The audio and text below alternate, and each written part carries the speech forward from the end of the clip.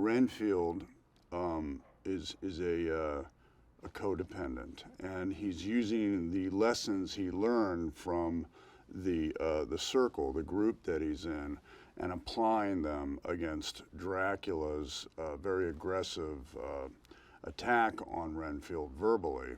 It's kind of like a study in a little bit of a toxic relationship that we see so often. And it's different, yeah, and I thought that was brave, and I thought that was funny, but also poignant. There was nuance to it that was kind of, there's a fine line here of tragic comedy. I think Nick Holt's approach is very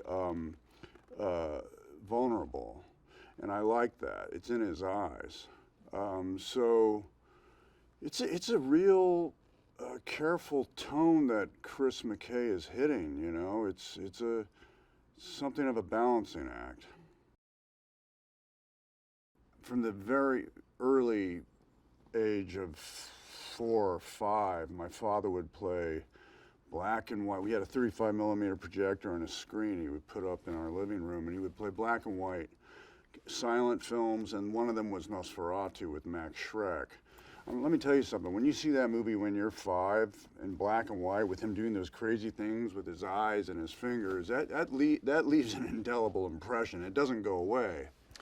And so with this movie, I wanted to bring a little bit of my appreciation of the effect his performance had on me, that flavor, but also my father. My father in his own right was a strong presence, and a very elegant man who spoke with a mid-Atlantic accent and impossibly intelligent. He always knew he was the smartest man of any room he walked in. So I thought, well, Dad would be a pretty good model for this character. So I was playing with that, and then, believe it or not, I thought, you know what? Let's open this up a little bit. Let's look at some of the great female performances that I think might be applicable to this version of Dracula. And for some reason, because of this toxic relationship that Renfield and Dracula have in this movie, I was thinking about the relationship that Anne Bancroft's character had with Dustin Hoffman in The Graduate. And so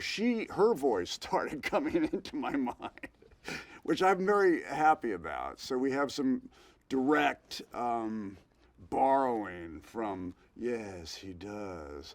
Don't you think he looks like the kind of guy who has to find him off? Yes, he does. You know, my roots are independent drama. That's what made me want to be an actor, was the movies of Elia Kazan. You know, Dean and Brando. But I also, thankfully, have an open mind and enjoy the realm of science fiction. I enjoy the realm of horror, and I like anything that stimulates my imagination. You know, the word magic is literally in imagination, to imagine these things. And I think films like the Dracula movies, the vampire movies, are wonderful to stimulate my imagination. And so I always have been a fan.